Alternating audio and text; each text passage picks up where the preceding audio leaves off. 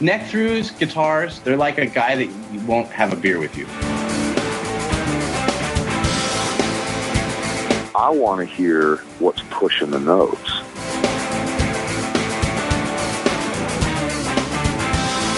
Freddie King and B.B. King, Albert King, and let's not forget Burger King. I don't want to blow my knuckle out. Stainless steel is the work of the devil. These go to 11.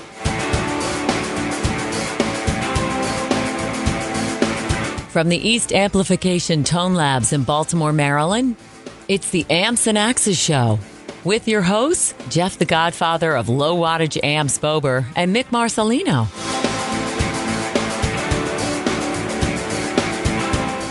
Well, good day to you, Mr. Bober. Damn right back at you, Mr. Marcelino. It is a lovely day. It is. Yeah. It's a good one. And we, of course, we have to start off with all of the accolades. Thank you, fans. Thank you, fans. Thank you, listeners. Yes, and Right. thanks for going to ampsandaccesscast.com. Right. Clicking on all the cool social media stuff, clicking on the PayPal banner, clicking on the Amazon banner. Right. All this just click away. Remember, you click through that thing, you buy something, Amazon gives us a little bit, and they give you your product, but not for extra money. Right, exactly. It's awesome. Exactly. And then also, our buddy up north playing his new G&L. Yes. But he's playing his new G&L down south.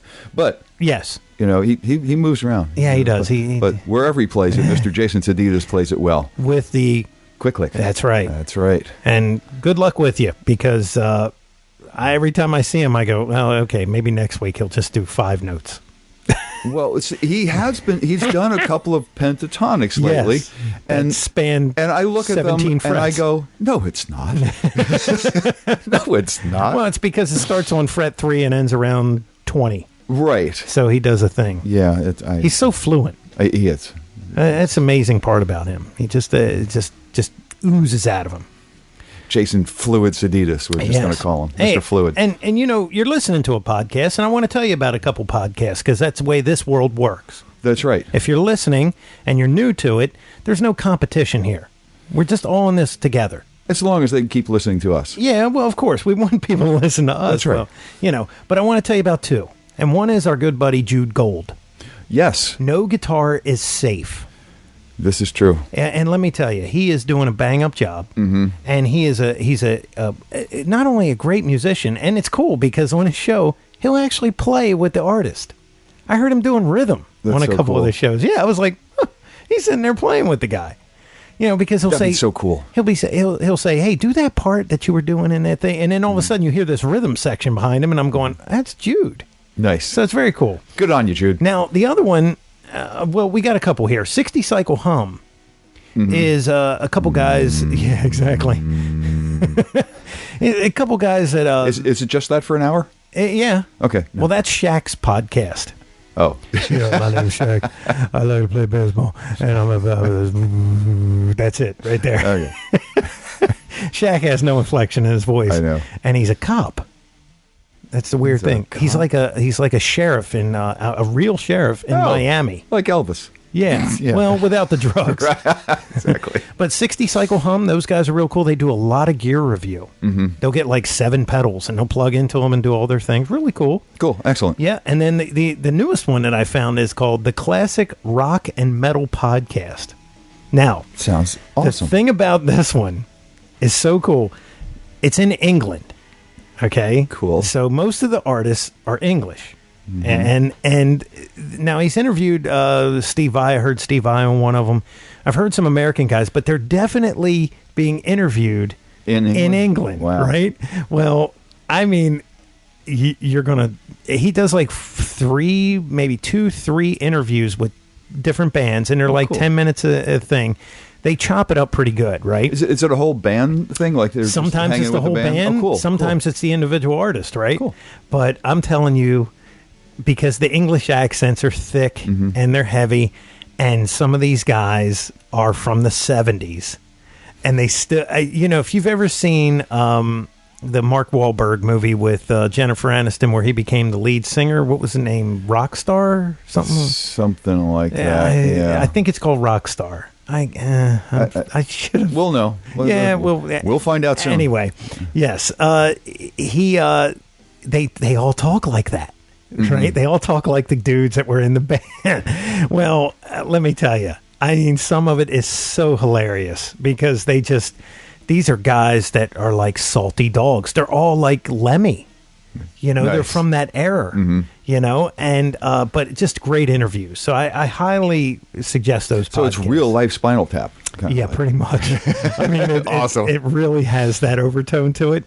He's cool. Like, so you were going for about 10 years or so, and now you're back. What was going on during that time? And they were like, well, it was. It's all just. I don't know. Can't remember. It's just a lot of grumbling and stuff, but it is definitely fun stuff to listen to, and it looks like that they only come out like once a month. So the guy must have to set up a lot of stuff with bands coming in. Right. I'm sure. Yeah. Probably doesn't get to do one a day or one a week. It's got to set it up time wise. Well, we actually go across a wire to get to our guys where most of the time. Yeah, a lot of his stuff is in front of him. So live. Live and encircled by the band. Yeah. So I highly suggest those check it out. Yeah, and everybody spread that love around, man, because absolutely, the more that this gets built out, the more it can survive. Right. For sure. And, it doesn't have to all be comedy podcasts. Right, and if you listen to them, tell them about us. Yeah. Exactly. That's how all this works. Yes, it all intertwines. Right. Well, they have their guest, we have ours, and speaking of a band, our guest. Okay, maybe you won't sound like a whole band, but the guest we have today, you'll at least be able to sound like two people. This is one of the coolest things I've seen in a long time. It's really cool, and it's done with state of the art technology, as you'll find out. Yes. It's very, very cool, and you can, I think jazz guys are going to like this because you can have your bass lines without paying the bass player, and there's all sorts of other uses for it. I'm sure it's just the tip of the iceberg, but it's a very cool invention, and we wanted to get it out to you. Probably one of the first places you'll hear about this. Yep. I think, because the crowdfunding campaigns just ended and first products are going out, and it's a real cool thing. So we hope you like it. We thought it was very interesting, and we want to know more about it. So we'll be back with our guest of the week with a product called A Little Thunder, Mr. Andy Alt. Hi, this is Joel Danzig, and you're listening to Amps and Axes. Okay, we're back, and as promised, our guest of the week is Mr. Andy Alt. Andy, how are you? I'm great. Thank you so much for having me on the show. Oh, you're welcome. Mick came across you through Gretchen. Oh, through Gretchen, and this pretty unique product that you've developed, and we'll get to that, but. We'll take a little trip back in time first and find out what got you into this crazy music business. Okay. Where were you born, and what got you into music in the first place? I have to go, and I'm making the assumption that you're a musician and probably a guitar player because your product deals with a guitar. So very fair assumption there. Absolutely. Here's the thing. Because I am a dad of three, and my kids go from 14 to 19. Okay. I have been totally exposed to every episode of Drake and Josh. And Andy plays for Drake, who, he was a musician on the show, and he had a band. Nice. And they incorporated it in it, and he's really good. Excellent. It's not like one of these kid guys like a Britney Spears and they throw a bunch of auto-tune on the guy. He can actually play and sing. Right. That is absolutely true. We actually really enjoyed, we've been opening up for all kinds of different bands and doing our own shows, but we played with Brian Setzer. We play with a bunch of different groups. So Drake was a gem. I don't even know how it all came together, but I've been playing with him for 5 years. Wow. So just to hop back to your question. Yeah, what got you started, man? Yeah, sorry. Well, I'm from Pittsburgh, Pennsylvania. Okay. Grew up there, and I really believe the first impetus into playing electric guitar was seeing Back to the Future. with Marty McFly coming out and just killing it, and I was like, that was amazing. It was before the main scene where he's doing the dance, playing the 335 or I think a 355. But it was the initial one when he came out and auditioned to play his high school dance in 1985, and he had like a Floyd Rose tremolo, and I was like, this is crazy. You can make a guitar sound like that? And that's when I got really excited about the idea. That is very cool. We've had a lot of, what got you started stories, but none of whom were Marty McFly. No, never. That's pretty awesome. Yeah. So that really seemed to kind of set it off. And my dad played acoustic guitar, and he had a 1964 Gibson B25 acoustic that he'd break out maybe, I don't know, once in a blue moon, really. And I think one time he said, like when I was 9 years old, he came out and played like a little ditty on the blues, and I picked it up and kind of mimicked him. And he was like, all right, let's get you a guitar. So wow, that seemed to start it off. Yeah, let's see what you got, kid. Come on. Right, exactly. So what did you wind up getting? What was your first instrument? First one was rough. It was a Stella acoustic guitar with the action was like 1.5 inches off the fretboard. Basically impossible to play. I might as well have just been playing, lap steel. Or, it probably would have worked if it came with a bow, or something. It was I always tell, people that, are looking for their first guitar that the manufacturing process with instruments has become so advanced that you really can't buy a bad guitar these days, even for $100. You can go into a store and get a great guitar. But back in the day, it was impossible to play those things, so it was like getting into it just wasn't easy. And we've had this conversation a lot, and it turned a lot of people off. Like there probably would have been more guitar players had the thing been easier to play in the first place. Yeah, it kind of thinned the herd back then. It did, Absolutely. Hey, maybe that's a good thing. Yeah. Yeah.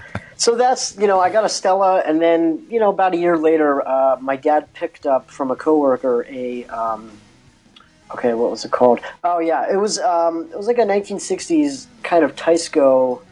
It was called a Sorrento, but it was a single kind of P90 in the neck position. But he also scored a 1967 Gibson Skylark. Oh wow! So those two were like the first amp and guitar electric combination. But you'll appreciate this, because I didn't really know at the time that to get a great sound out of a tube amp, you had to crank it. And I was like, man, I really want some distortion so I could be like Marty McFly in that scene. But this Gibson just won't do it. So I traded the Gibson, and I got like $30 for it, and I put it towards a crate. Believe it or not, it was like the worst. I started out of the gate, it was like the worst gear decision ever. I was like, yeah, let's get rid of this thing and get a solid-state crate that has a distortion channel. Wow. And well, at the time it was a move up, because it got you. It was, because then it gave like me all a the table fluid, saw. overdrive sound. Was it the one that actually looked like a crate? Yeah, I think it was a 60-watt crate with reverb, and the reverb worked half the time. But it was like they actually, or the early crates, they look like real crates. Physically looked like a wooden crate. Oh no! This was probably like 1990.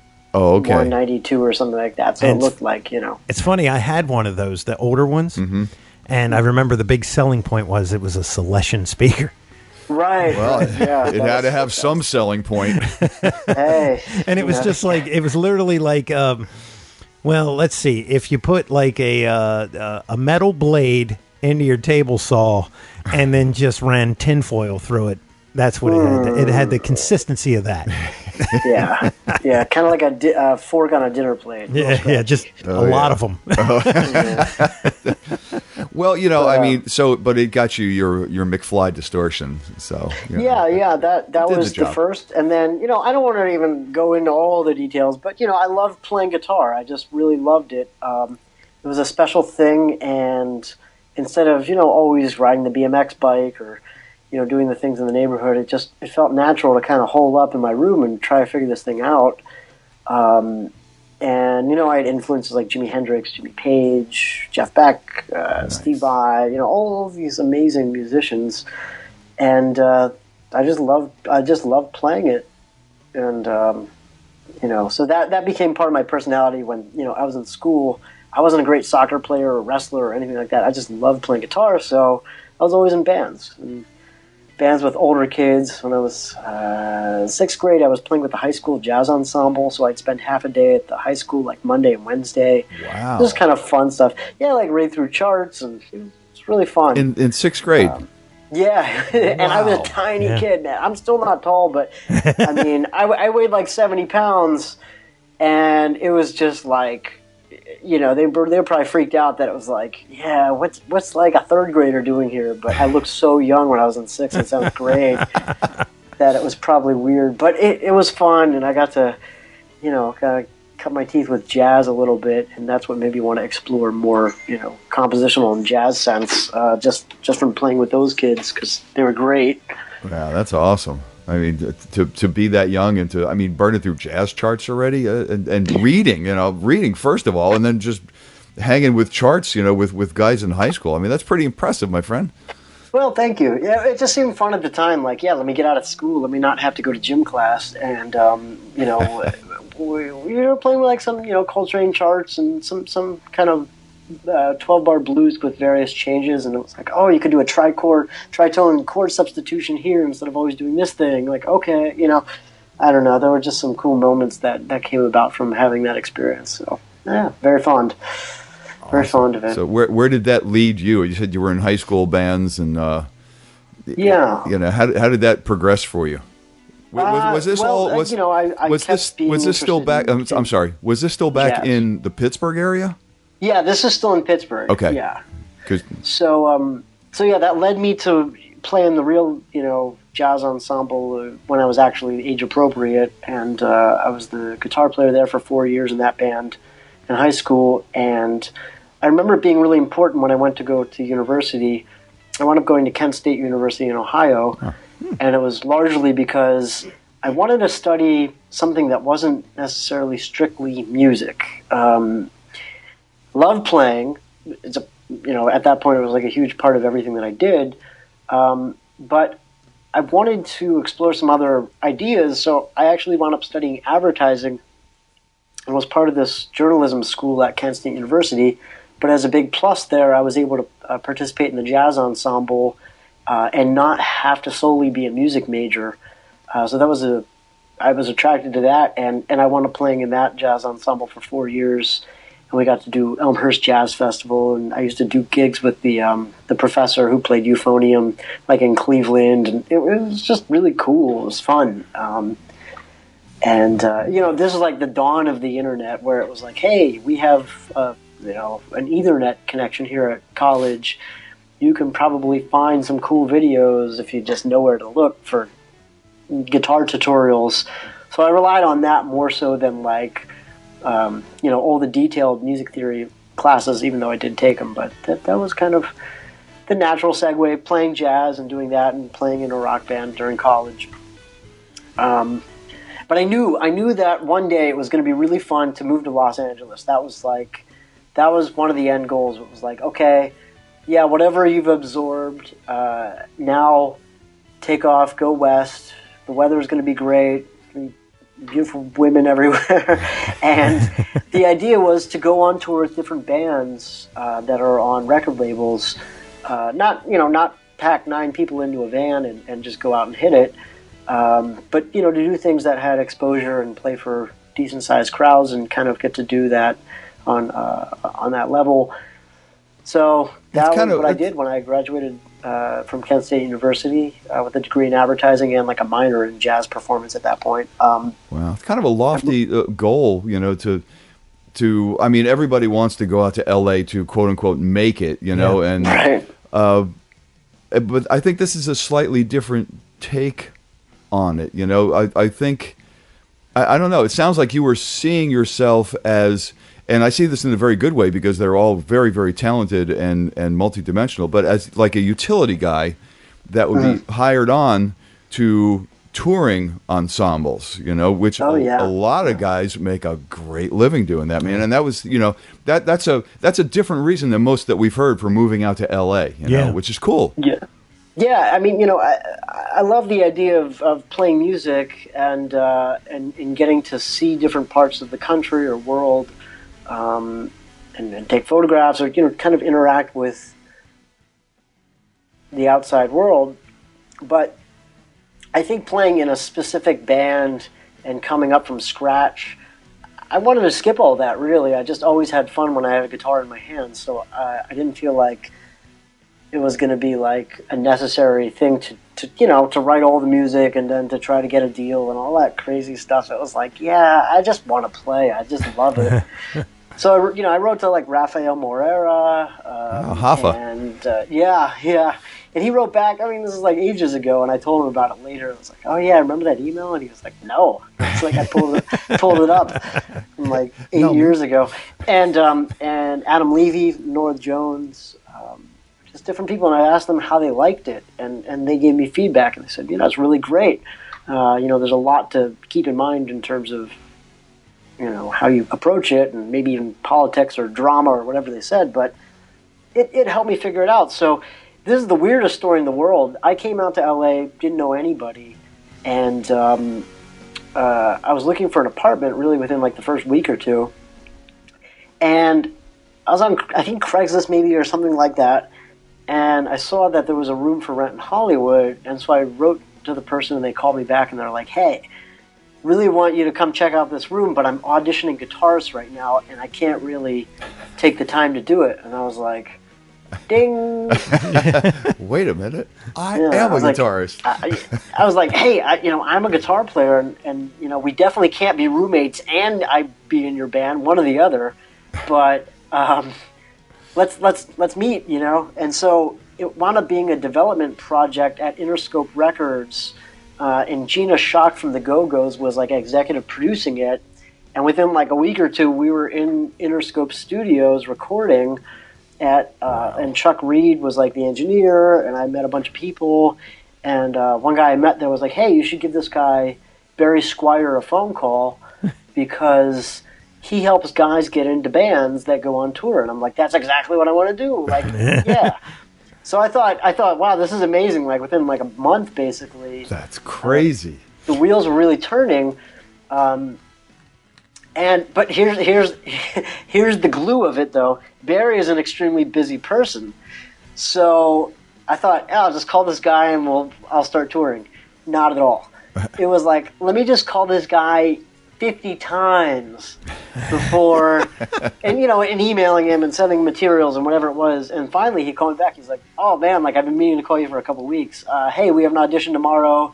Here's 3 songs to learn. See you at noon. And I was like, wow, okay. So it was like, throw right into the fire pit. Mm-hmm.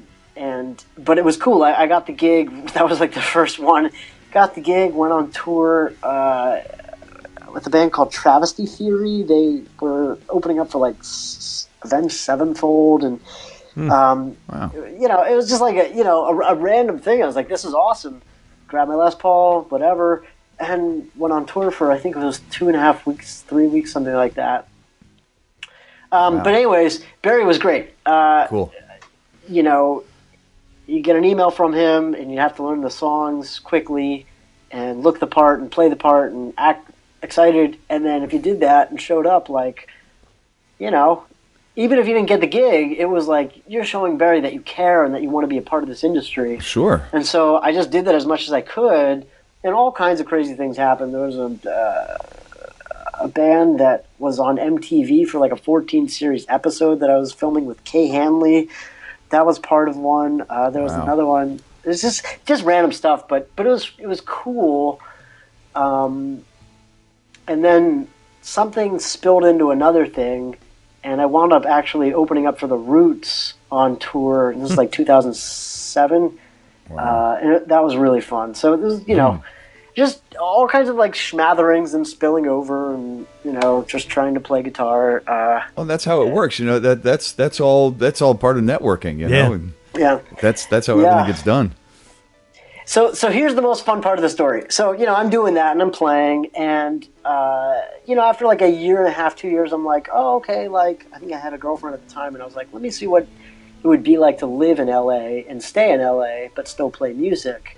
And I wound up working at an advertising agency as a media planner, which, is like a television media planner thing. It's like a lot of Excel spreadsheets and number crunching and ratings and allocating dollars. It's really math. It's it's math mixed with a little bit of intuition, but sounds like extreme fun.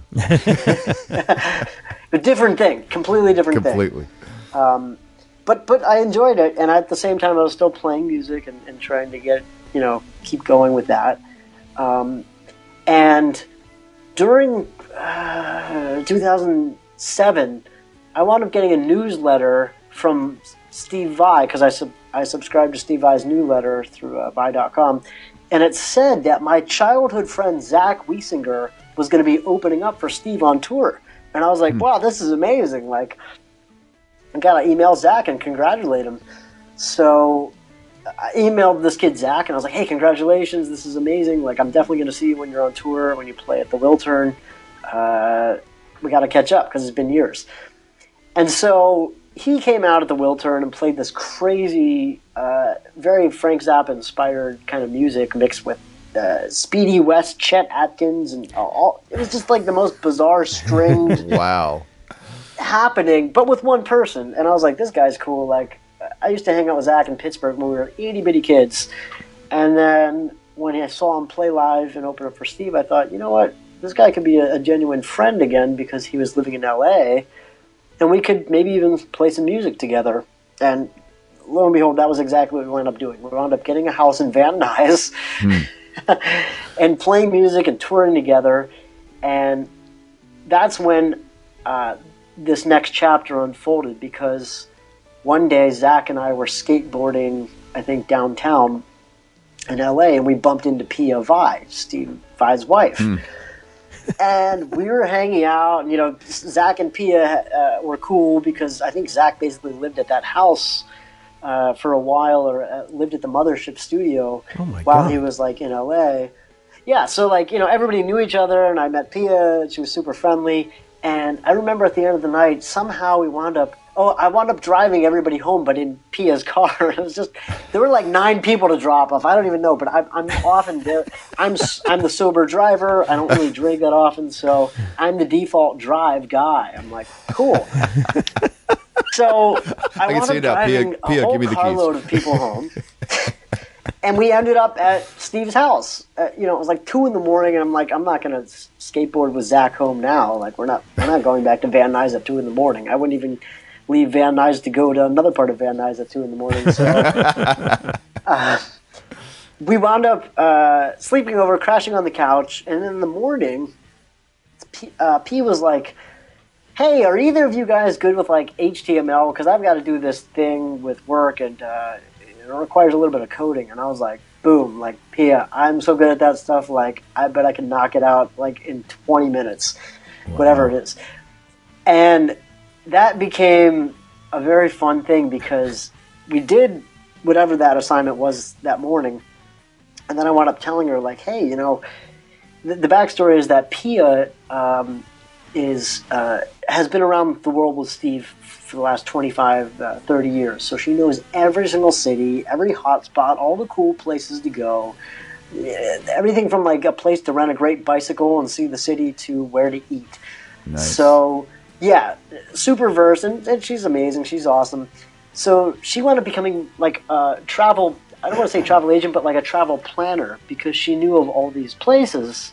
And she works, and during the day. And so we wound up setting up a blog called Travel with Pia, and it was like a way of Pia to like express like all the places she's been, post photographs, write journal entries. And I wound up going over to the house like twice a week just to like work on this blog with Pia. And while I was there, I'd bump into Steve every now and then. And, well, of course. I wound up, I know, it was just so funny, I forgot, right? I play guitar too, yeah. Oh, yeah, it happened to be. Yeah. So I ran into Steve Vai while I was at the mailbox. Yeah, exactly. Right. And like, it was like, this is like 2009, and I turned in to Steve a marketing proposal for Favored Nations, and specifically for him, for an iPhone app. And I mocked it up using Flash, and it was this thing called ViPhone. It was a ViPhone app. Wow. And was that the microphone thing? No, but that came later, which is really fun. The Ocean Way mic locker that he worked on. That's a cool app because it's like every microphone known to man and what it's used for. Wow. It makes perfect sense to have that app if you're going to be a recording engineer or trying to get sound. So that's cool. But yeah, this was like this was so far before that. Like I said, I used Flash to mock it up, so that's how old and long ago it was. Wasn't working on iPhones. Yeah, exactly. But I showed him this mock-up, and I was like, hey, users can download this, and they can buy the DVD that you have out now. It was, Where the Wild Things Are. That was his DVD he was just putting out. And so he was like, hey, this app thing sounds cool, but what I really want to focus on is the DVD. Why don't you put together a simple marketing plan for it? And so I sent him like a 5-page document. It was not a simple marketing plan. It had like 10 ideas, 15 ideas, or whatever the heck it was. And it took him like 2 months to read. But occasionally I would hear back from him, and it would be like, hey, I'm really buried, but I want to give your email the care and attention it deserves, but I'm really busy right now, and I can't, really get into it.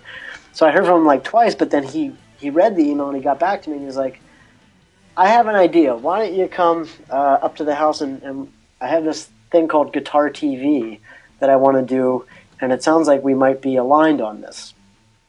So, turns out, like 10 years ago, Steve Vai bought the domain name guitartv.com because he envisioned a guitar television channel that was a 24-hour all things guitar TV channel. I love it. And yeah, exactly right. And when I heard that, I was like, this sounds brilliant. Like, I would watch that all day and get nothing done.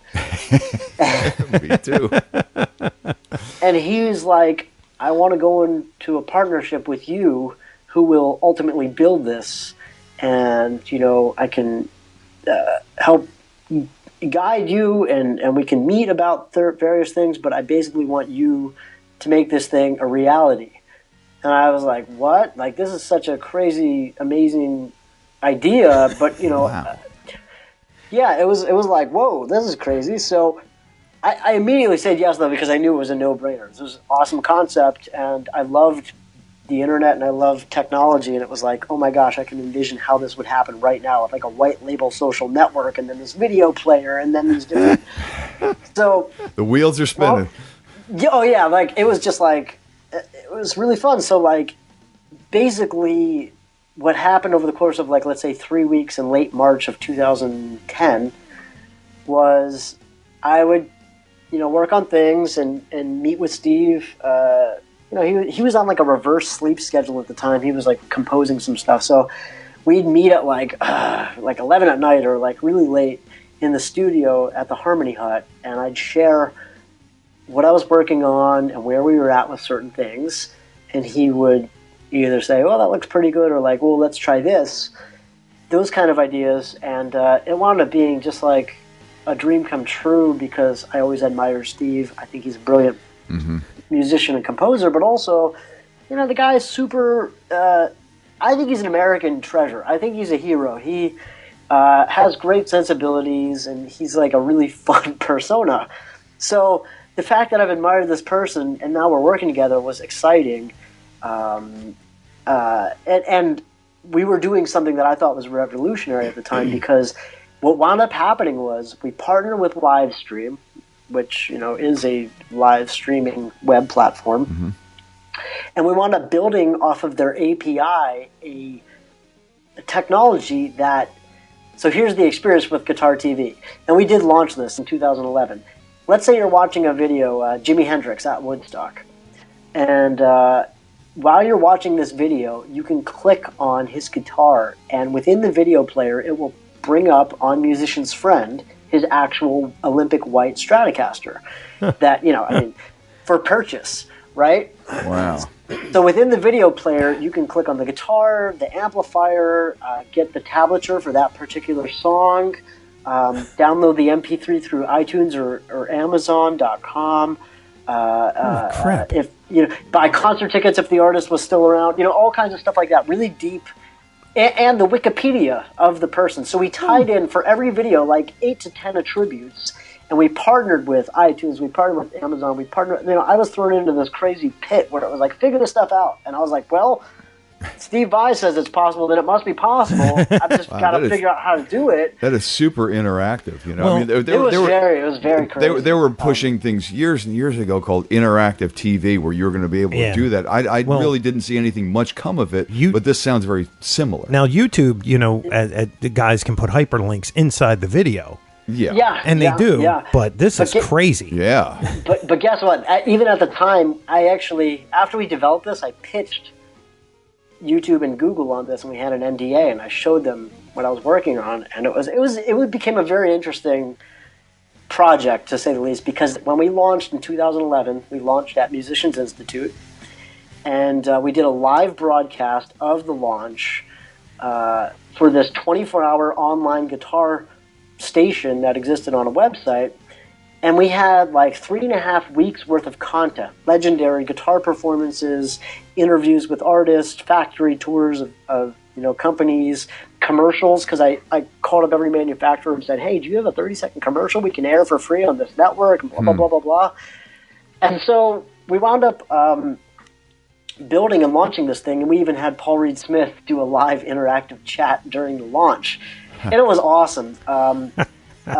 So we launched this channel, and immediately thereafter, we got onto Comcast. We worked out a deal where we had access to upload our original video content to a video-on-demand channel through Comcast that was in 18.1 million homes. Wow. So suddenly we were like, whoa, we're a media company. Like, we can take, Electro Harmonix, POG, 30-second video and put it up on our website and get clicks and send them to people's websites, but also we can air it on real TV, and we were averaging like in 1 million uniques per month between the two channels. Oh my god! Wow, it was getting pretty nuts, and we did it on a shoestring budget. I had an intern, so it was pretty nuts. I'm sorry, I forgot an important part of the puzzle.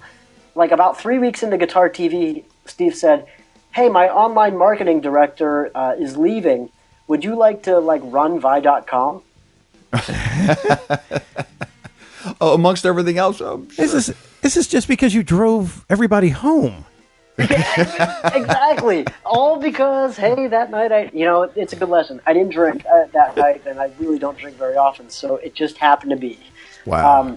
But yeah, I took over, and I'm still Steve's online marketing director. Oh my God! Wow. We have, done all kinds of really fun things together, and worked with Sony now because he was on Sony Legacy. But before that, it was with Favorite Nations, and Steve and I have a very nice rapport, and we laugh endlessly whenever we do something together. It's just like we've become friends, but also certainly he's my boss in that world. So. Long story short, Guitar TV, really fun and an interesting thing. What we didn't account for was the streaming costs. Oh yeah. So because it was, at the dawn of streaming, it wasn't like YouTube was offering live hangouts for free at that point. You had to pay per gigabyte through live stream some ridiculous fee. So our first month's bill was about $18,000. And just for time. I downloaded in my pants because we were starting to make money. We had all these affiliates, so whenever someone would buy something through iTunes, we'd make like 9 cents, or if someone bought something from a musician's friend, we'd make 10%. It was great, but it wasn't to that degree. So Steve and I said, look, we're going to carry this out the rest of the year, and maybe we'll look for an investor that believes in the vision. Yeah. But if this doesn't, become profitable, we're going to have to scale it back to where the content is still available and free. But, it can't cost that kind of money. So we worked out all these deals with live stream, and we tried to, really whatever. But the user base, and then trying to pitch the manufacturers, it was kind of a hard thing. So. We weren't really able to make it profitable within the year. So we put it up, and it kind of exists as a community-based thing now, where people send in their videos, we feature them, but we're not trying to make money on it. It's a labor of love, So that's what's going on with Guitar TV. And then the third thing to pepper into that same time, that same year really, Guitar TV launched. I was Steve Vai's online marketing director, and I started having this idea where I was like, hey, wouldn't it be great if as a guitar player I could fill out, if I played with just a drummer, wouldn't it be cool if I could bring some bottom end into the room where I could like get bass, real sounding bass, without having a third person, just because it would be easier and we could keep experimenting with our weird chords and our weird time signatures without having to be like, it was a communication thing on my end. I don't know music theory to the degree where I'd be like, okay, here's a bar of 7/8, and then here's a bar of 5/4. Okay, now play that. Right. Instead, it was like, I know what I'm doing internally in my mind, but for me to like write it out in notation, it would take me forever, and the vibe would be gone. So I wound up developing a pickup that allowed myself to play guitar and bass at the same time, but just on the bottom two strings. So it would take the E and the A and divide it by an octave, and then I could hook up my guitar to both a guitar amp and a bass amp, and it would sound huge with just a drummer. So there is some sort of octave division going on there. Yes. I thought I heard that when I... at the time, I basically gutted a octave pedal, and I was like, okay, I'm going to stick this on a guitar and try this out and see if this works. And then I hand wound a pickup that was made out of like, the regular materials. But during that time, I was like, you know what? I haven't ever seen this before. If I were to make a company out of this, and at that point, I've been hanging out with Steve for at least a year, so I've seen him like come up with ideas and like want to pursue them professionally, or all kinds of cool stuff. So I just decided that it was interesting to me to try to pursue a patent for this idea. Okay. I had never done anything like that. I knew it was expensive, but I was like, you know what? Now's the time for growth. I'm inspired working with Steve. I'm inspired with Guitar TV. I'm inspired just playing music. So I pumped out an original document or an initial document, sent it over to the patent office, and what they do is they give you a year to file what is called a non-provisional document, which is basically like an encyclopedia of how your invention works, why it's unique, why there's a need for it in the world. You can't just say, hey, I want to patent a spaceship. And they're like, okay, that's great, but show us the spaceship. Yeah, how does your spaceship work? Right. Exactly. Right. How's it work? How's it different than this other guy's spaceship? You got to come up with all these answers. Yeah. And so we got really deep into like, I say we is just a habit, but it was me. I was just kind of chipping away at this thing, and I hired an intellectual property attorney, and we cranked out a non-provisional patent that was many, many, many, many pages that had to do with frequencies and amplitude and detecting pitches and doing these different things with them. But it was different than an octave pedal, so that was the excitement. How old are you, Andy? Oh, I'm 32. You've got a motor. Yeah, no lie, man. Yeah, we've talked to a lot of guys, but you got a motor and a half. Well, here's the thing, though. Like here I am working with Steve, and that's like that blew my mind already. And plus, I was like, well, I drew a similarity. I was like, Steve wound up working with Frank Zappa at a young age. Yeah. And wanted to make things different. He wanted to expand all the possibilities for what is a guitar player, a virtuoso guitar player. And a lot of people compared him to this player, that player in that same era or whatever it was, especially in the early 80s. But I always viewed Steve as kind of a separate entity because he pushed himself so hard. Oh, he was insane. Yeah, what a monster, right? I mean, like, he could come up with anything on the guitar, Yeah. And it was just crazy stuff. And Steve told me all these crazy stories where he's like, it's just... I worked for Frank, and for $10 a page, I transcribed his music, and I tried to pack in so many notes so he would feel like he was getting a great value that Frank was finally like, hey, I can't read this stuff. There's too many notes on this page. So, that's when you got to go, Frank, you played them. yeah, like you did this. You did this. I heard the transcription, the stack, when he was done, was like 5 foot high. All kinds of Steve told me just what, and they're honest stories, but they're absolutely legendary because if you've read the real Frank Zappa book, or if you've explored some of these early David Lee Roth records, or even Alcatraz stuff, or anything. Yeah. It's all amazing. So there I was, my mind was being blown, and I'm not coming at it like, hey, I'm a guitar player, I want to be in your band. Yeah, you were marketing. Yeah, no, I'm a different arm, and I love technology, and I want to bring the same excitement into that world as maybe the music had on me. So that's my goal and my job there. Does he know you play guitar? So that's the next part of the story. It's really funny because, for like a year at least, I don't think he knew that I played, or if he did, I certainly didn't, play for him or anything like that. But I think one of the first things was Ibanez came over with the new acoustic Euphoria to show Steve, because they had worked on the design and development together, and so Steve was playing the prototype for the first time, and they brought over a couple of them, and Steve handed me it and said, "Hey, what do you think of this?" And I'm not sure if he was expecting me to play or just kind of look at the wood and be like, "Oh, it's nice," but I don't know. I busted out an E6-9 with like a sharp 11 or something like that, and kind of. In the most subtle way possible, because Steve is cool. In the most subtle way possible, he kind of looked up for a second, and I was like, "Yeah." I know all the notes in that chord. No, not all that. But it's just like, "Hey, I play," because you've got to figure that I would know his music and be a fan to work with him in the first place. So that was kind of a funny interaction, and then it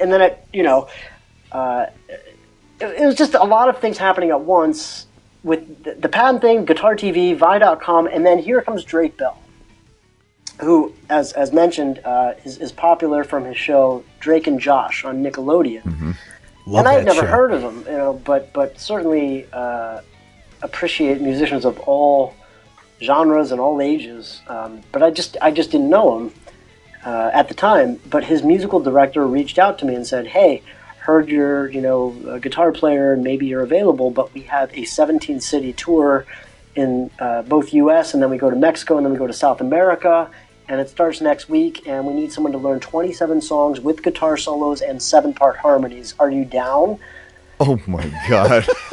And the first gig was in New York City. It was Good Morning New York in the morning, and then at night we had the Gramercy Theater, and it was sold out. And I was like, okay, let's do this. So, of course, but wait a minute. Send me the music, and I can just, get it under my fingers. So yeah, wow. But I can see it now. Wait a minute, I got to develop this app that isn't even available right now. We got to have interactive television, and I got this other thing that's going on. Yeah. And oh well, I was shitting my pants this whole time. You know what I mean? Oh my God! And this show, I can't tell you how many times we've come out with the motto just say yes. Yep. Just say yes. Yeah. No, it is. This is one of the first times where I'm not sure I would have said yes. Wow. Well, it was just one of these experiences to live life at its fullest. Absolutely. Good God, you don't have kids.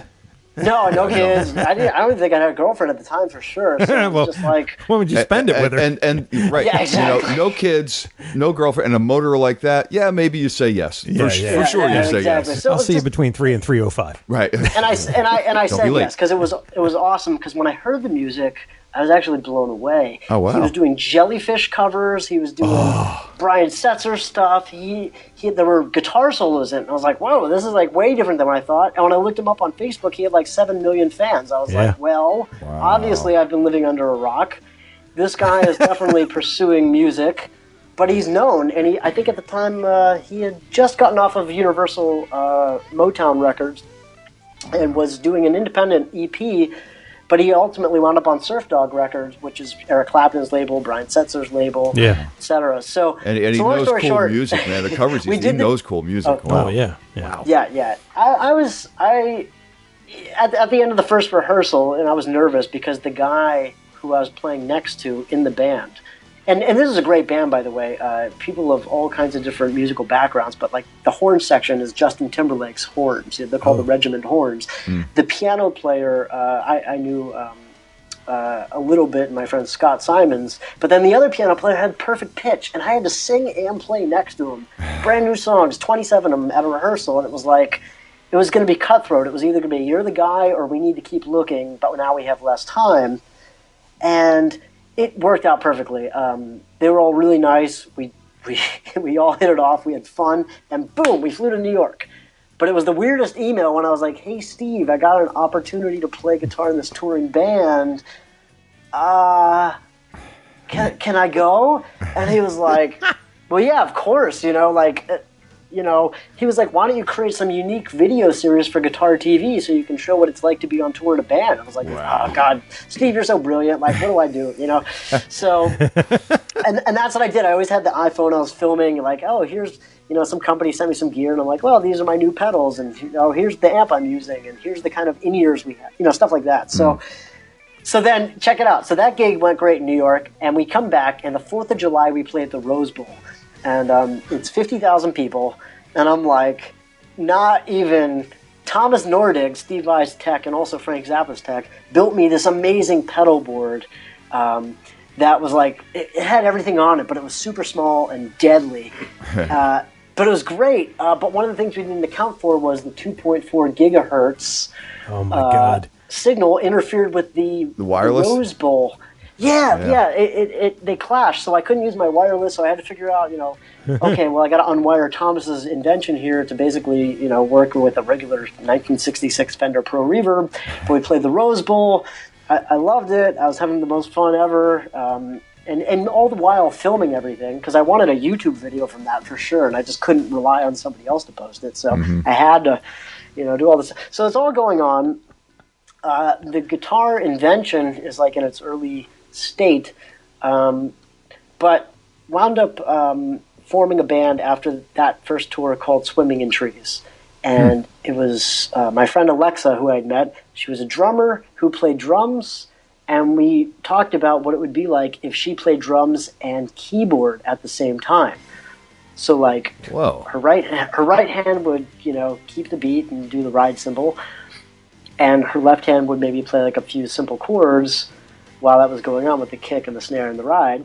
And then I would be playing guitar, bass, and singing and using a looper pedal at the same time, and I'd be feeding her a click track that I'd stomp out on the Digitech Jam Man so she'd know the tempo. It was like a kamikaze band. It was like we announced our first show would be at the Viper Room. 186 of my friends came, and it was like, if this doesn't work, and like in the crowd was like Laurel Fishman from the Zappa camp and Steve's camp. It was like, if this doesn't work, like it's over. Like, I mean, I bit off more than I could chew, and then I finally know it. It's like Jack White on steroids. I was just gonna say the White Stripes got nothing on this. Nothing. It was fun. It was really fun, and we wound up playing a show, and it was the other thing is it was live streamed, because at that time we were doing a lot of live stream with Guitar TV. So I was like, why don't we live stream it? Just in case. Course. So what's a little extra pressure? We got but it was a whole lot of crazy. But it was the first real time that I got to play my prototype electric guitar with the bass signal live, and it really went well, and it was so much fun. Besides a ground loop problem, because the Viper Room, who knows? We really had a great time, and I was so excited about it that I was like, now I need to really get into this. Like, I need to do some R&D. I need to not use like an octave pedal thing, and to try to come up with a breadboard using like a BeagleBone Black DSP and get some like C+ code and meld it into an algorithm that actually did the thing that I wanted it to do, but sounded like a bass instead of. For me, octave pedals, cool proof of concept, but they sound like they're lousy at tracking. There's latency. Yeah. They sound like an organ trying to be a bass. There's also, it's affecting every string. So it was like, okay, let's try this from from scratch. So that was kind of the start of A Little Thunder. I got the patent. It was fully issued. I think, so that went through. And I went to a couple of guitar manufacturers. One of them was Paul Reed Smith, and I showed Paul, and I was like, this is what I want to do, hopefully for the rest of my life, because I love it so much. And he really liked it, and he wanted to know the cost per unit and all this stuff that I had no idea. And I said, I don't know. But he said, tell you what, we'll build you a guitar that you can experiment with. Well, it'll just be a regular Paul Reed Smith guitar, but we'll route it out specially so you can put in your different kinds of pickups and test them out. And we'll get that to you in the next 30 days from our custom shop. And I was like, it was unbelievable. It was like, my friend Becky, who worked at Paul Reed Smith, made it happen. So the next thing I knew, I felt like this could be a reality, where if I developed a pickup that was special and had these functionalities that still preserved a humbucker, but also had some onboard functionality that, why wouldn't guitar manufacturers want to, put these in your guitar if it sounded just like a humbucker, but you touch this button or you do this thing and it executes a different effect or whatever it is. So that was, a big movement forward. And so that patent got issued. Then I applied for a second one, and that got issued about 18 months later. And during that whole time, I was doing R&D, and I hired a firm who had PhDs in DSP applications and all kinds of stuff. And I'm shelling out big money for me. I mean, I was writing checks for $30,000, and I was like, oh man, this is like, Jesus. This is like, okay, whatever I made on tour for this period, take it all and send it over to, whatever. So it was, and I talked with investors, but I didn't get the sense that either of us knew what the potential was. I had no idea to what the valuation of the company was. So it was hard to say what $150,000 might be worth. That's hard to say at such an early time in the company. It's so hard to say. Oh, yeah. And I mean, I'm just kind of going, I'm just floating along trying to figure this out. But, and I met with a couple of shark type guys who were like, oh, I want a royalty, I want to be repaid with interest, and I want 30% equity. And I was like, no, no way. And I was like, you know what? I'm just going to fund this myself. And I went to a tech conference in Los Angeles called Silicon Beach Fest, and one of the panels was about crowdfunding and about how it was great to, put your idea out there on a Kickstarter or an Indiegogo and let the community interact with what you have and give you feedback or potentially buy in, and you wouldn't lose a percentage of the company. You give away the product or you give away the idea. So that's what I wound up doing. I filmed a Kickstarter mostly at my place here in Echo Park in Los Angeles, and I called up every guitar player that I knew that I thought was a good guitar player, and I said, hey, I've got a little surprise. I invented a guitar product. I don't want to tell you what it is over the phone, but if you come over, I'm going to put it in your hands, I'm going to roll the camera, and we'll see what happens. And I can't believe it, but every single person I called or emailed said yes. And they came over to my place in Echo Park, which is, high above the treetops, really, by the time you get up here. And I pulled out my laptop, or I pulled out my my little computer chair and put the James Trussart prototype in their hands. And they pushed a little button, and boom, the bass amp on the other side of the room activated. And it filled up the whole, it would shake the walls. And people were freaked out because they did not expect it to happen. Wow. But then at the same time, they couldn't put it down. And it worked for jazz players. It worked for blues players. Johnny Two Bags from Social Distortion. As I mentioned, Adam Levy, who I was in touch with 10 years before that, was playing in my apartment, playing jazz. And it was just Drake Bell came over. And this guy, Jorgen Monkey Bee, who was in a heavy metal band in Norway, called Shining, came by, and it was just bananas. So what happened was I hired this company called Jensen Communication, who I had known to work PR with different bands like Steve Vai, and my friend Ryan worked with Michael Jensen, and not only was he a great publicist, but he knew he loved music and he loved metal. So I was like, hey dude, I've got this guitar pickup that basically allows you to play as low as an 8-string guitar, as low as a 10-string guitar, but it's $200 and anybody can use it and it'll fit in any guitar that exists that has a humbucker. You want to help me? And he was like, hell yeah. So we wound up pulling in as many artists as we could between the two of us, filming a Kickstarter and just putting it out there.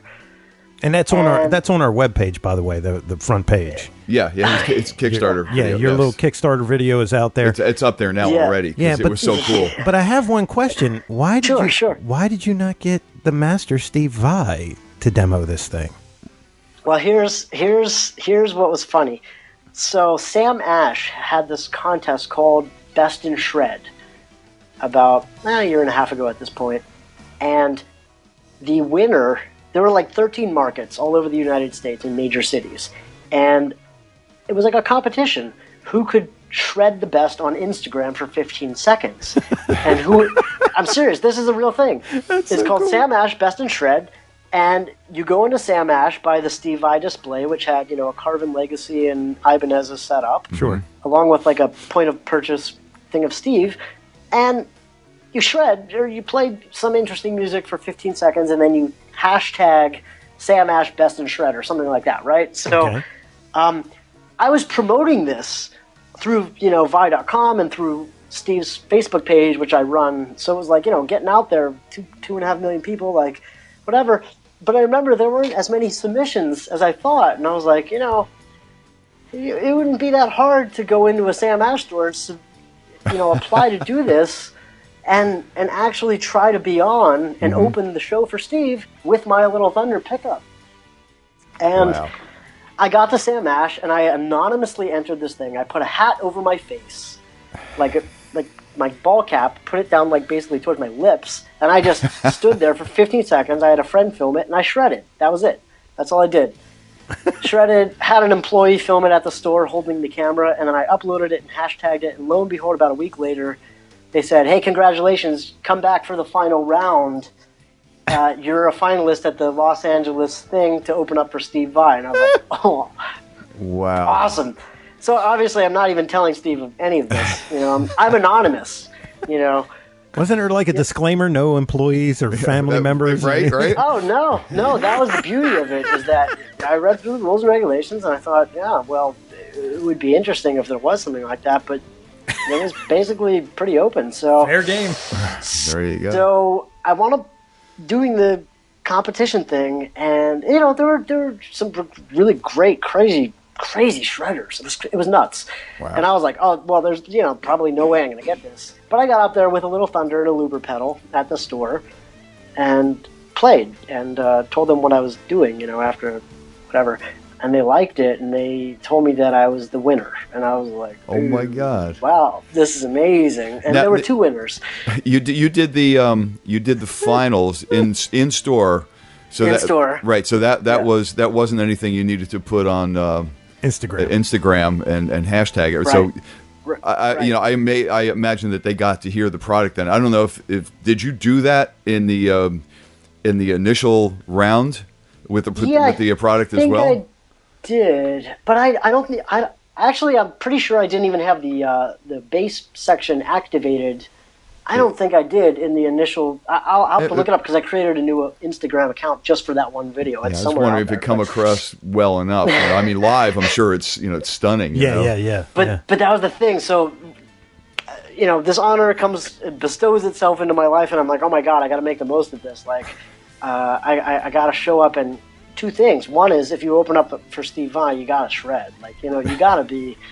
So I'm practicing scales and like 4 fingers per string, Paul Gilbert style, pentatonics and all kinds of weird patterns. And I'm like, oh, I'm going to nail this. But I was on like a Telecaster, you know what I mean? So I'm like, all right, well, let's see how this goes. And the second thing was this would actually be the debut of what would be considered my final prototype of this product. And I want to see how people respond to it. Mm-hmm. So flash forward to October of 2013 at the... is it the Majestic Theater in Ventura? I think it was the Majestic. The Ventura Theater, I think is what it's called, or something like that. And Steve's playing his show, and a lot of friends of ours are there because it's a Los Angeles show, and there's people from the Vi camp there, and we're all hanging out and whatever. And Steve still doesn't know at this point? He doesn't know, and I turned to him and I said, got something to tell you. I don't want to be a shocker, but I'm not going to be able to take pictures all night because I'm actually opening up the show for you. You know that thing you did? Yeah, I won it. Yeah. And he was like, what? And, he's just really like, it was a funny moment. And, I was nervous telling him that because I didn't know what he was going to say. Right. That could go either way. You're fired. Yeah, exactly. Right. Like, what do what's going on here? So...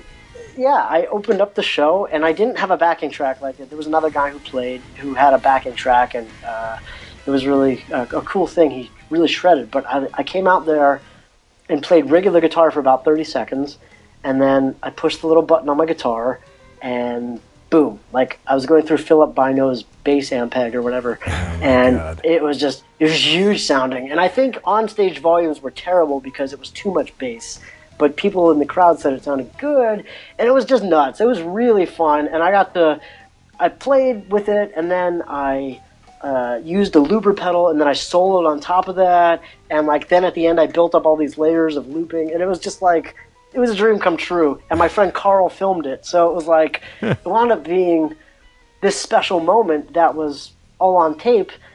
And Steve came out and made some joke after I played, and, it was just really it was an awesome night. It was just like one of those things you'll never forget. Yeah, how couldn't it be?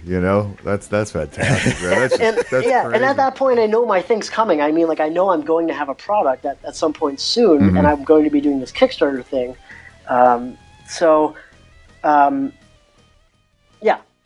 Kickstarter comes out first day. We pitched everybody. We sent it to Guitar World. We sent it to Guitar Player. We sent it to Gear Gods. We sent it to all over the place and said, hey, this is a guitar pickup that fits into your electric guitar that allows you to play bass and guitar simultaneously without making any physical modifications to your instrument, no MIDI, no 9-volt batteries, and no routing. It's all self-contained, and we're charging $200, and it also is still a regular humbucker. How about, if you're interested, we'd love it if you shared, right? Is there a stereo output involved with this thing?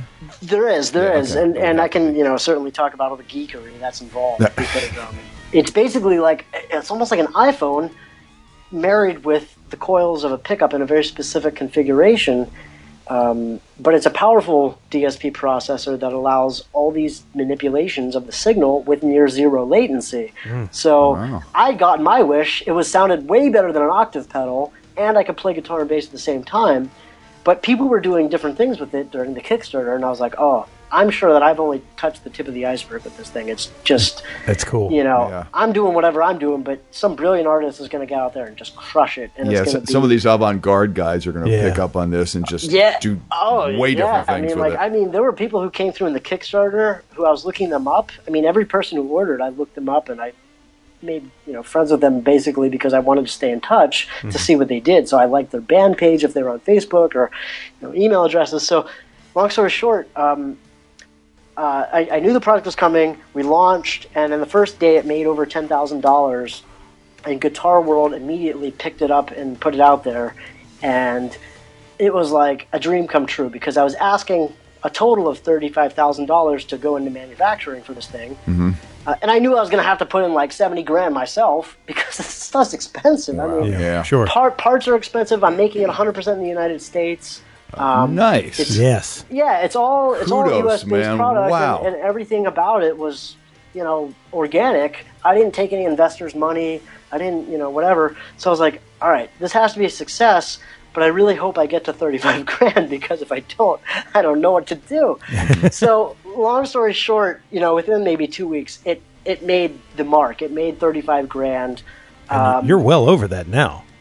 Oh yeah, the Kickstarter, and it went from October of 2014 to November of 2014. So it was only a 30-day long campaign, but it made I think total of $63,000, which was great and really helped make the decision for like, okay, we can use the best parts now. We can do this. We can do that. And Ryan, who was a publicist, was racking his brain like, hey, who can we show this to? And he's like, I know, Graham Nash from Crosby, Stills, Nash & Young. And so he dropped in on the studio, and Graham Nash gave it a play and loved it. Wow. It was just like all these like legendary things. Meanwhile, my pops is like super excited because he and I, bonded going to classic rock concerts when I was a kid. Because, like I said, in Pittsburgh, Pennsylvania, my main line was just playing guitar and playing classic rock. So we would go to see Jeff Beck, Santana, Steve Miller, Page and Plant, whatever it was. Nice. And now basically I'm interacting with these people. He was like blown away. So both my parents were and sister. So it was just really, it was fulfilling in that sense. But really, I knew that some artist was going to do something with it that was going to be important and special. And all I can do is provide the tools. And so I went from being a guitar player in marketing to being a guitar manufacturer and running a company we have an LLC, a trademark, 2 fully issued patents, another patent pending. That is so cool, man. Yeah. It's just learning a lot as I go, but an R&D facility in Newport Beach, then a assembly facility in Fullerton, and by the way, Los Angeles is rich with manufacturers because Boeing, Raytheon, all these defense contractors are out here. Yep. Oh, yeah. So I knew it would be no problem for someone to wind guitar pickups who does transformers that are space grade certified 9,000, and they work for NASA. So the quality of the pickup is so good that I was like, it's going to be awesome. So long story short, flash forward to current day. We just started shipping about 2 months ago, and we're on our, I think right here is like the 470th pickup. Wow. We sold 470 of them. We've had distribution offers for Canada, Europe, and the United States. We're evaluating if a mom and pop thing makes sense, or if direct sales make sense still, or if retailer makes sense. How are they being sold so far? They're through our website directly. Oh, okay, so direct sale. Same-day shipping, and free worldwide shipping. So if someone comes in and places an order, that day the pickup is going to be sent, and 2 days later it's going to likely arrive. So nice. Just learning as we go, and it's still a small operation, but that's cool. Wow. It's been a transform, and we mentioned Gretchen. Gretchen has been an amazing support. She is a very special person, both on a musician level, because the music she creates is highly compositional, but also has all those searing guitar lead lines that I just listen to that stuff all day. But also she's a great friend. And back to the Guitar TV days, we actually interviewed her at Steve Vai's house. Nice. So it's just and I met her through Jude Gold, who we've interviewed Jude. Yeah. So Jude, it's just, I think the thing about guitar is that it's a small community, but it's a special community, and the people that you meet who are awesome are beyond awesome. And every now and then you meet someone that's just kind of a little insecure and they're a little maybe egotistical or whatever, but you can get to the root of it. We're all here to enjoy and celebrate how fun and awesome it is to play music, and especially guitar. And that common thread really seems to hold through with all the relationships that I've made, from everyone from Steve, who, if he sees a guitar at a wedding, he says he can't keep his eye off of the guy playing guitar at the wedding, because that's the most fun thing for him to check out. I would leave that wedding. Yeah, I would totally do that. I would, if that were you, would be like, all right, I quit. I'd be like, is that Steve Vai? Yeah, exactly. I'll give you my money back. I'm leaving now. You guys just use a boombox. I'll call you later. Exactly. I got a question about the pickup, though, Andy. Okay, yeah, we got to wrap it up. I want to find out a couple things. Guys. So the question I have is the guitar coil, is that a stacked humbucker? It's a very interesting humbucker. I'll tell you all the specs of it first, and then maybe I can allude to how it's being done. But it's a PAF style humbucker that is a fully humbucking, no 60 cycle, no 60 hertz hum, and it's completely analog. That part doesn't get passed through any digital DSP at this time. Okay. It's analog, and it measures 8.4K on a DC resistance, which is very similar to an overwound PAF. Yeah. Which, by the way, I got a call a couple weeks ago, and I'll tell you how that relates to the PAF thing. But it was like this. My phone rings, and it goes, "Hello, is this Andy Alt?" I said, "Yes." They said, "Yeah, this is Billy Gibbons calling." I saw your Little Thunder video, and I think it is mighty fine indeed. And I would like to acquire and purchase several of them. And I was like, okay, this is awesome. Yeah, whatever you want. And he tried to place an order so large that our website actually rejected the payment because we had a threshold for billing. And I was like, no. So long story short, we wound up getting together when he was off of his tour with Jeff Beck and ZZ Top, and he played a Little Thunder and really loved it, and I wound up giving him a ride back to his house, And all along the way, we talked, and we had this fun conversation. We wound up hanging out for like 4 hours, just talking, 5 hours, whatever it was, all night. And I was like, well, that was an amazing experience. Who knows if I'll ever have that again? Whatever. And then, and then on Sunday, that same weekend, I got a phone call, and he's like, hey, this is Billy Gibbons. What are you doing tonight? We're going to see blues band. And I was like, all right, my mind's blown. All right, let's go hang out. Billy wants to hang out. Yeah, so I can see some really great things happening. His touring schedule and my work schedule hasn't synced up totally yet, but when he did initially play Little Thunder, I was completely blown away, and I could just envision all kinds of things happening. But he asked, hey, what's going on under the hood? And I said, well, it's essentially a PAF. You get all 6 guitar strings, and there's no dead spots.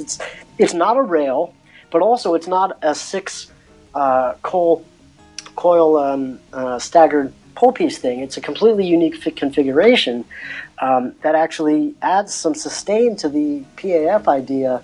So that's all analog, and that's all happening. Wow. So hopefully the idea is that you pop this in your Les Paul in like the bridge or the neck position, because it works with both, and you don't miss your other pickup because this thing executes what that old one did. Essentially. That is so cool. Wow.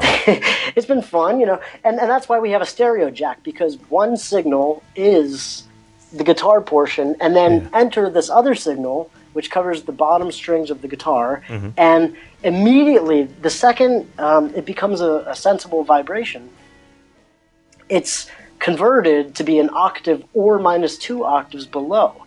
And we're using this technology on the pickup where there's no buttons on the pickup. It's done through capacitive touch, just like your iPhone screen, where when your finger gets close enough to the screen reacts. You tap on something and you make something bigger. So we've desensitized the pickup enough so it has to be an intentional press, but there's no buttons. So you just touch the side of the pickup and it activates the octave mode. And you can choose between -1 octave or -2 octaves, and -2 octaves is so low, it's like heavy metal, death metal guys are loving it. But for me, it's, unless I'm playing really high on the neck, I don't use that mode myself. Yeah. But then there's 2 modes within those -1 and -2. There's a polyphonic mode, which allows both strings to be bass notes at once, the E and the A. Or there's a mode that we actually have a patent on called low note priority that senses which of the 2 notes that you're intentionally playing are the lowest and only gives the bass effect to that note.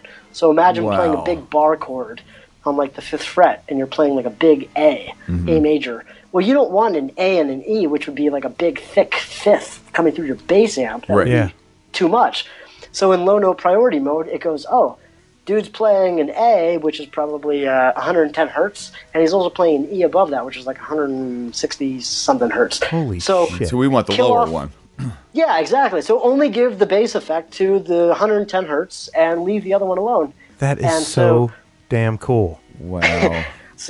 And we're just getting started. There's a lot of possibilities. I think people who have purchased this product in the future are going to be very excited because we've built in a micro USB port. That's how this pickup charges. You can hook it up to your computer and charge it with a micro USB port, just like your cell phone. It's the same cable as an Android phone would use. It's a mini USB, right? Mini USB, exactly, right. And you can hook it up to, a cell phone base or your computer, and it'll charge pretty rapidly. You get like 6 hours? Is that right? No, you get 12 hours now. We doubled the battery life since the Kickstarter. So you took the switches that were on there on the Kickstart off, right? Those switches. We took the switches off. No need for a pickup ring. Holy crap! Wow. A little, PAF basically, but it pops into your guitar and it does all this cool stuff. Now let me ask you this also. I'm sorry to interrupt, but no, it's fine. So as the technology and battery life gets better, because it's only going to get better, you could probably shorten that up and bring it across the bottom 4 strings, couldn't you? Couldn't you move that out to actually mimic an entire bass at that time, right? So here's kind of, I'm going to allude to this, and I'm not going to say it. I've been swearing to myself that I wouldn't tell anybody. But this, I see a Little Thunder it's a platform. It's not just a one-trick pony. It's not just a bass thing. It has state-of-the-art architecture, and the cost of the parts, are worthy of what's in an iPad. So why can't it do samples, anything that you want it to do? Why can't it do reverbs, delays, choruses, and why can't it do all kinds of different configurations? That's and, cool. Wow. And why can't we keep the price where it is, but allow all kinds of things to happen? So I think people who purchase this product in the future may potentially be excited excited when some new things come out, and it doesn't require any. Oh, I only got version 1 and now I need version 2. It's like, no, dude, you're set. You just download the firmware. Ahead. Really? Right? No. Would you be able to do it through the USB that way? Mm-hmm. Okay. All right, never mind. Sorry. That's an absolute possible maybe. and like I said, I only feel comfortable telling you guys this because, we've got the patents on it and it's like, right. Stuff. So, yeah. I mean, why not confirm a little bit of this? Just don't let Randy Smith get near it. I'm sorry, did I say that out loud? If we made it through an hour and 12 minutes and they're still listening, they deserve to hear some future plans. You know what I mean? That's true. If they've listened to me blather on for 74 minutes or whatever, let them hear that something's coming down the pipe. That there's an incredible future to this product. That is so cool, man. So the thing is that it applies. The patent's good for electronic stringed instruments, right? So a violin could sound like a cello. A cello could sound like an upright bass. You could pitch shift up. You could pitch shift down. There's a lot of possibilities. So I'm really interested in growing this company to be, very an innovative company, but offers a wide range of products that there's a demand for. Dude, this is so cool. Yeah. I mean, it really is, because the video, of course, put your headphones on. Don't do it. Oh, yeah. Don't do it with your laptop speakers. Yeah, right. You got to put your headphones on, otherwise you really can't. It's cool. I mean, and for for guys. And we know this, right? For guys that can't find bass players, man, because they're needles and haystacks these days. They're a unique breed at times. Yeah, you if you have this thing on your guitar, you don't have to go buy a bass and say you're home recording, right? Mm-hmm. Right. You could just run out of the bass side, and through your 2 low strings, you could just write your bass. You could track yourself, and then. There's so many possibilities. And knowing from live instances, where trying to use an octave pedal to make things bigger on stage, it just doesn't work. It doesn't track. It doesn't track well. It's most of them are not tracking well, especially in a polyphonic mode. And even if they do, that just turns into a jumble. You cannot just select which strings you want to affect in that way. Yeah. Right, exactly. There's no control over the range. So yeah. And in stereo mode, you run out to the highest gain amplifier you want, but the bass is still pristine and clean. Exactly. There's that, of course. And there's all kinds of routing possibilities. You can use a single stereo cable and send both the bass and guitar to 1 amp. So let's say you only have 1 amp at home. Yeah. You can still experience like this very balanced but nice, rich bass sound coming through your regular speakers, and it's not going to blow anything out, extensive testing. And if you run like a Rivera, one of those Rivera amps that Steve Lukather has, that cabinet from hell. It has a sub cab? Yeah, it has a sub cab on it. Yeah, you could drop that thing down. Buck Waller and ISP Technologies, he has the Theta amplifier, which has a DCAT 400-watt, 15-inch... it literally gets down to like 35 hertz or something that only dogs hear. you really can, and that's kind of part of the interesting thing too, is that like everybody's setup's a little different. So here's something that we were like, okay, well let's figure this out. Let's say someone didn't necessarily want capacitive touch, but they wanted a button to control the effects. So on the back of the pickup, if you cut the tape, you can expose these soldering pads, and you can run a button or a simple wire to like a button or even a pull pod on your guitar, and that's how you can control the effects. You can have it do -1 or -2 modes. That is turn too on cool. And turn off. So it's it's a simple thing, but there's a lot of possibilities. So everybody's setup could be different. You could run the bass signal to a volume pot, and then you could control the volume for the bass signal. You don't have to run it right directly to the stereo jack. So for me, it takes me about 5 minutes to install this thing, even from the get-go. Because if you follow our simple guide, there's really only 3 connections to be made. However, if you want like a more in-depth setup, you can do kind of whatever you want. You could make the Les Paul toggle switch do the different modes on your Les Paul, and it would look totally stealth. You wouldn't see any. Yeah. You wouldn't have to modify the guitar, but you wouldn't see any weird stuff happening on the guitar with buttons and red switches and anything like that. Now, if the say a guy gets one and he wants to do something a little bit elaborate, do they contact you? Oh yeah, all day. I mean, like, I'm at the factory, I'm supervising, and I'm also working with the, I test every single pickup that comes off the line by hand to make sure that, A, it has the right output and sounds great, but, it does all the things that it's supposed to do within spec. And then I package it up, I tape it, and then I ship it.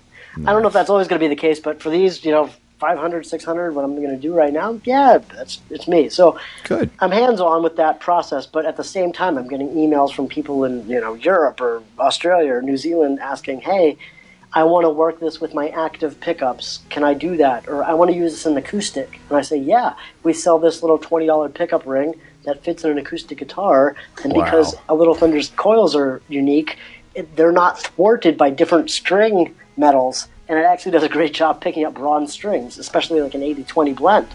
So we've had Marcus Eaton is using one. We've had all kinds of guitar. John Gom reached out to us. All kinds of interesting acoustic players might wind up using this thing, and so.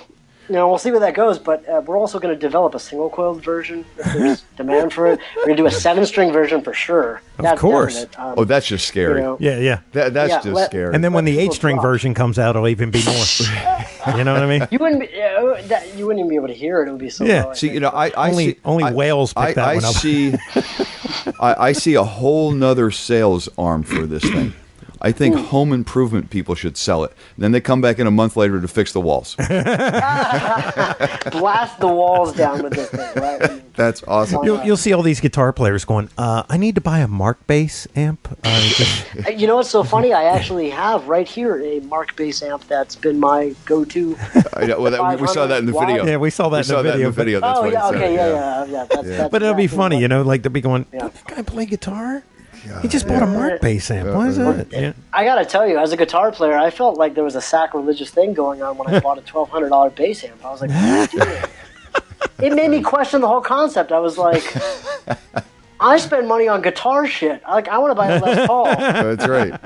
And now I'm buying a bass amp? God, I hope this works. You know what I mean? But sure enough, that thing paid for itself within a second because it adds so much dimension to the sound. Wow. Now I would almost consider myself, I've played enough bass at this point, not just through a Little Thunder, but in different bands and whatever that I like playing bass, so it's worth it. But, who knows what guitar players are going to do? They're either going to go through an Axe FX, because the Axe FX 2 has 2 inputs, one on the front, one in the back. You can have both the Little Thunder inputs worked out right there with a Y cable, and then you can create your own patches with like a certain decibel boost on the bass channel or a certain compressor on the bass channel, and then have like the Eddie Van Halen Brown sound on the guitar channel. Like, you really can do kind of anything with some combination. So my job is to be an open vessel and to share whatever comes our way. People are sending in their guitars with a Little Thunder in it now on our Facebook page, and my job is to share what they're doing. I went to the Roxy about 3 weeks ago, and I saw a band. Check this out. This is the last story I'll tell. I saw a band where they had purchased a Little Thunder and asked if it could be overnighted to Chicago. And I said, yeah, we can do that. It's going to be like $50 though, or whatever, $40. Mm-hmm. And they're like, that's cool. This is what I want. And I was like, okay, great. So the second after he emailed me and purchased the pickup, I wrapped it up, took it down to the post office, and overnighted it to him to Chicago. He had a tech install it the next day, and then he went on tour with his band. Whoa. The band's called Lithuania, the band. It's 2 guitar players and a drummer. And he's literally playing the bass and the guitar at the same time in a really creative and unique way. And he was like, hey, we're playing in LA, if you want to come check us out. And I was like, yeah, for sure, I definitely want to come. Cool. So fast forward a week and a half after I'd sent him the pickup, and he texted me and said, hey, you're on the list tonight at the Roxy Theater on Sunset Boulevard. And I was like, oh, shit, that's tonight? Great. I can't wait to come. So I was like, okay, I'll bring an iPhone and maybe a little camera just to, take a picture of him and whatever it was. And I'm not kidding. As I was at the will call getting my ticket, first of all, I noticed there was a line around the corner. So I didn't do my homework, and I didn't realize how popular the band was. Second of all, I heard bass pumping, and I was like, that's not a Little Thunder. No, that's not a Little Thunder. That's a separate bass player. They're probably on next or whatever it was, right? Mm-hmm. So I ruined the story because I walk in and I'm blown away because my chest is getting pumped with bass, and I look on stage and there's 2 guitar players, one dude playing an SG and the other guy playing like a Telecaster, and I'm like, holy shit, like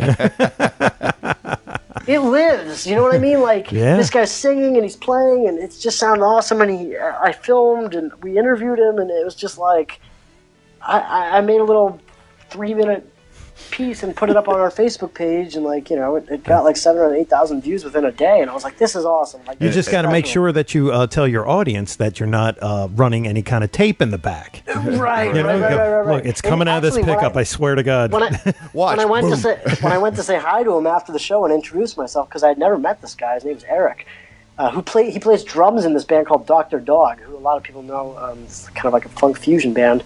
But anyways, he's playing guitar in this band, and he's talking to another guitar player describing the thing, and then he just casually says, "Oh, and here comes the guy who invented it now." And I was so socially awkward. I was just like, I didn't expect it, and I was just like, dude, I'm so blown away. Like, I'm really impressed with what you're doing. But and it's called Lithuania, the band.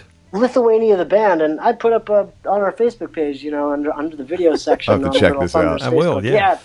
It's really cool what he was doing, and I thought this is the dawn of someone who gets the idea and just wants to run with it. So that's cool.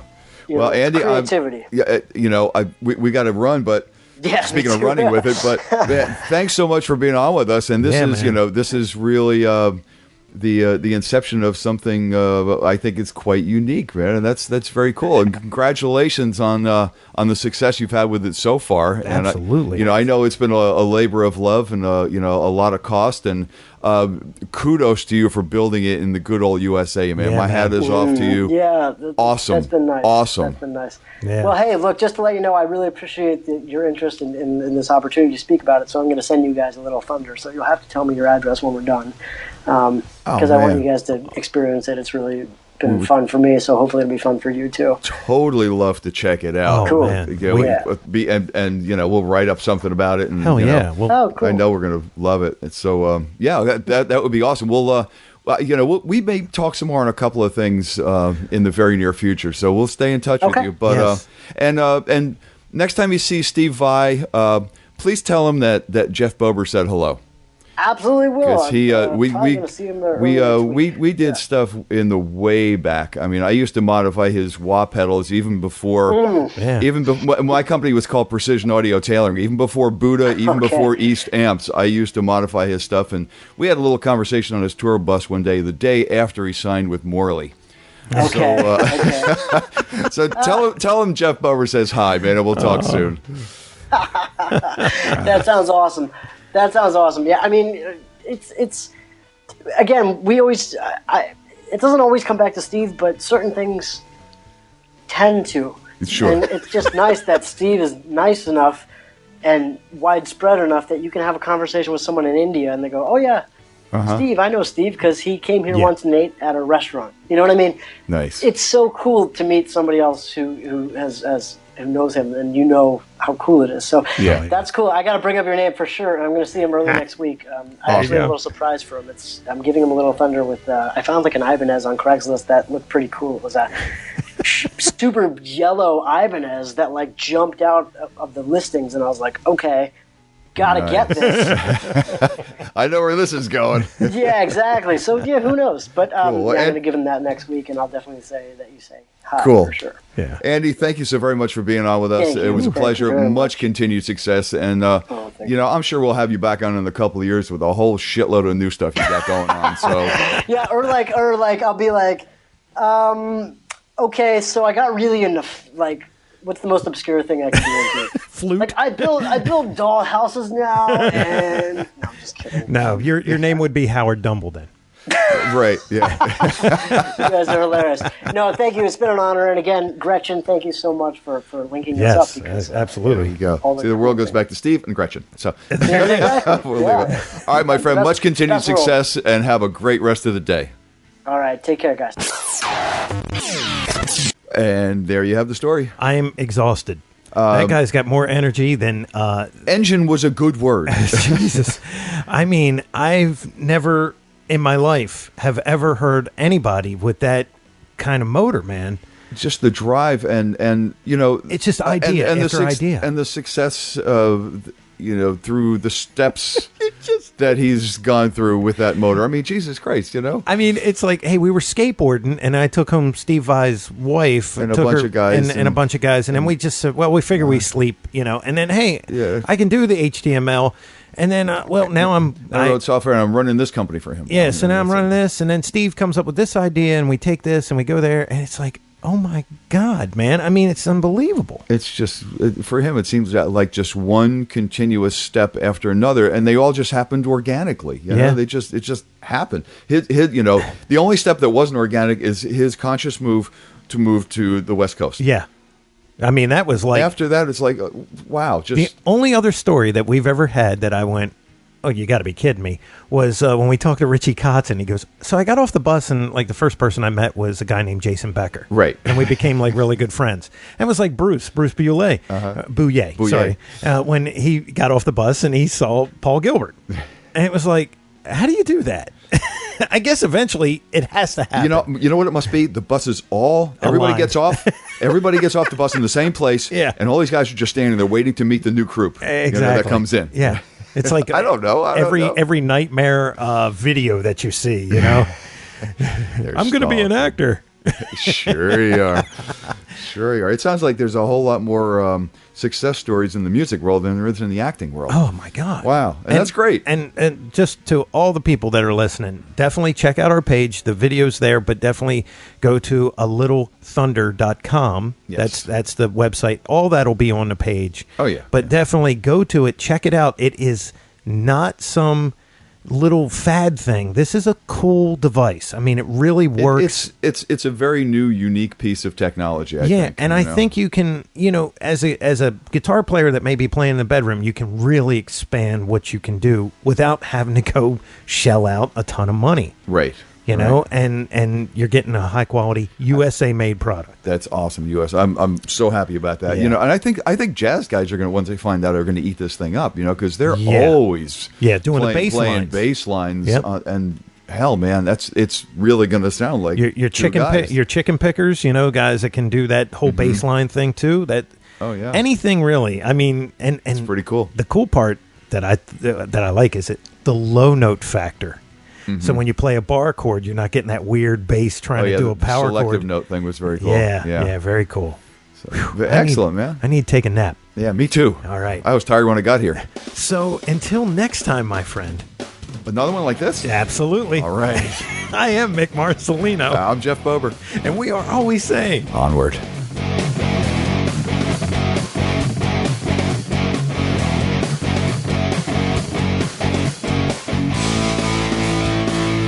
Be sure and follow the show on Twitter @AmpsandAxis. Also, make sure you like the show on Facebook. For news, comments, and everything else, visit the webpage ampsandaxiscast.com. Thanks for listening.